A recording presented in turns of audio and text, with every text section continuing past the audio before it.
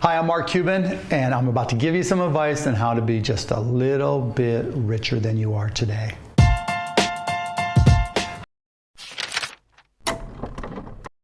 Who doesn't want to own a professional team? Mark Cuban owns the Dallas Mavericks. He's on Shark Tank, and he's been involved in multiple ventures.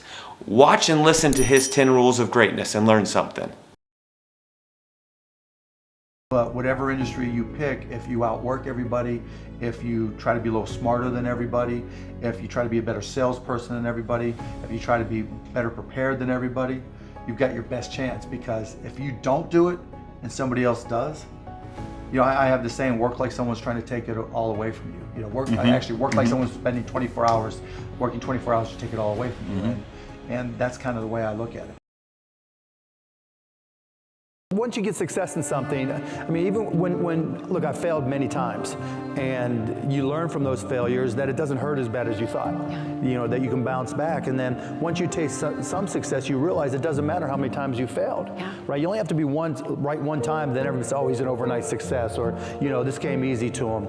You know, you just got to keep on grinding and keep on trying new things. And you know, once you start feeling the success, you realize, look, it doesn't matter what the other people think, other than my customers, other than my, you know, my partners, other than my employees. I care what they think, but you know, from the outside looking in, I was always just so focused that I just never, I mean, I got distracted from time. I don't want to say never distracted, but you know, I just didn't want anybody, I didn't want to think that how people saw me was a reflection of the job I was doing. You know, if my customers were happy, if my stakeholders were happy, I was happy.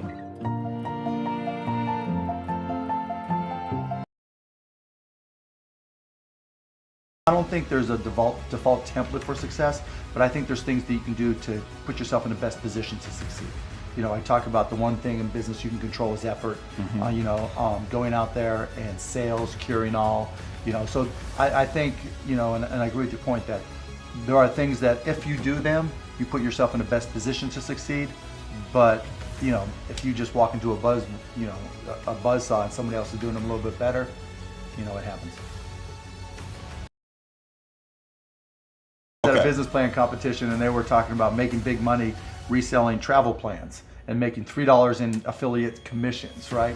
It's just not going to happen. You have to be smart. You have to be smart. You can pick the wrong things. And you know, you're talking, you know, alluding to it earlier about entrepreneurs being born or built, you know, and I think I knew I was wired to be excited about business. How or why, I don't know, but you know, and there's certain guys that have the genetics to jump out of the gym, right? There's certain guys, you know, that, you know, when they golf, they have the muscle memory and the discipline. You know, Dirk Nowitzki may not be the most talented guy in the NBA, but his discipline and his focus to do what's necessary to be successful, he's willing to do, and combine it with being 7 feet tall and being skilled, you know, it makes him an amazing basketball player. So it's understanding what your skill set is, finding the right place to use those skills, and then going for it. You've got to find the things that you like. Because to me, the key to success is finding something you love to do and then trying to be great at it. And you don't have to know what that is. Like I took one computer class in college and I cheated at it, you know? But when I started really getting into it, I could spend 20 hours teaching myself to program and writing programs. And I was like, I had no idea. I love this stuff, right? And I would just sit there and days would go by and I loved it, right? And then as I got more into those businesses, it was like, this is great. I'm having a blast doing this. But I didn't know that's what I would love to do until I tried a lot of different things. And so you don't have to know exactly what you want to be when you grow up. You don't have to know that you're going to grow up. You know, you just have to try different things, and even if 99% of them fail, you only have to be right one time. You don't have to figure it all out in advance. You can be wrong, you could pick the wrong career, you can pick the wrong job, you can pick the wrong spouse, you can pick the wrong whatever. But you get it right one time, you're set. But if you don't try, and if you don't go out there and try all those different things, you'll never get that one time. Don't use credit cards. Of all the investments you'll ever make, paying 19% you know, where 18% on something is easily the dumbest. That's money that you should be keeping, you can be saving. It's a different world now because you can be a smart consumer. You know, you have the ability to price check anything on Amazon or Walmart.com, and you know what you need to save for, or put it on layaway with them now. And ended up, I had so many credit cards cut up. I was cleaning up some stuff and saw my old credit report.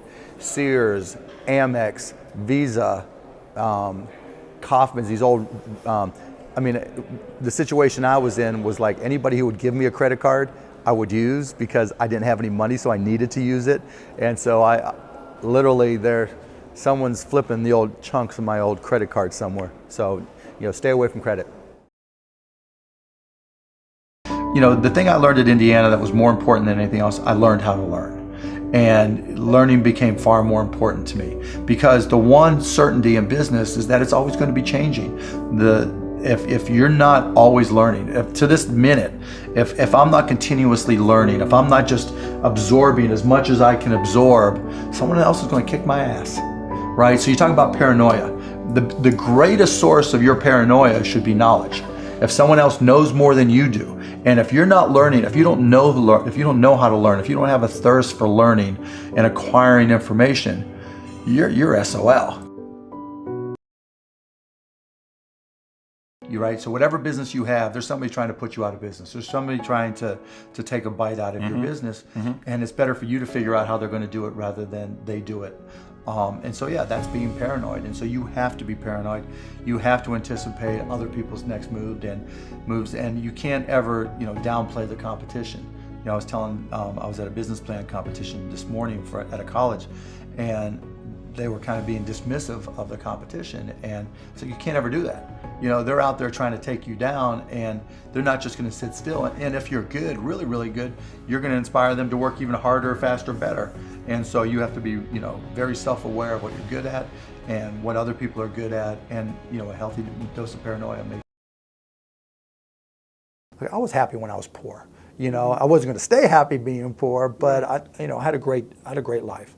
And for me, the definition of success is waking up in the morning with a smile on your face, excited about the day. And it doesn't matter how old you are, if you're 12, 24, 44, 84. If you wake up and that big old smile pops on, you know, and it doesn't matter if you have to flick the cockroach away from the bed. If you're excited about the day, right, you're successful. You know, because most people, they set these line item things that they define themselves by what they don't have or by what other people have. And to me, that's crazy. I mean, and so you've got to put in the effort to know more about your industry than anybody else. And that's the brains part, and that's the effort part as well. Because look, if you're competing with me, you better know what you're doing, otherwise I'm gonna kick your ass, you know, and you're not gonna outwork me. And so, you know, the combination is usually what kills businesses early on more than anything. But my dad was always like, if you want something, you have to earn it. And to his credit, he never said, no, you can't do that. So whether it was selling garbage bags, baseball cards, stamps, whatever it was, he never held me back. And so I think that was as important as anything. And, you know, sometimes being young and trying things, you're so naive and you don't know any better. All you do is learn.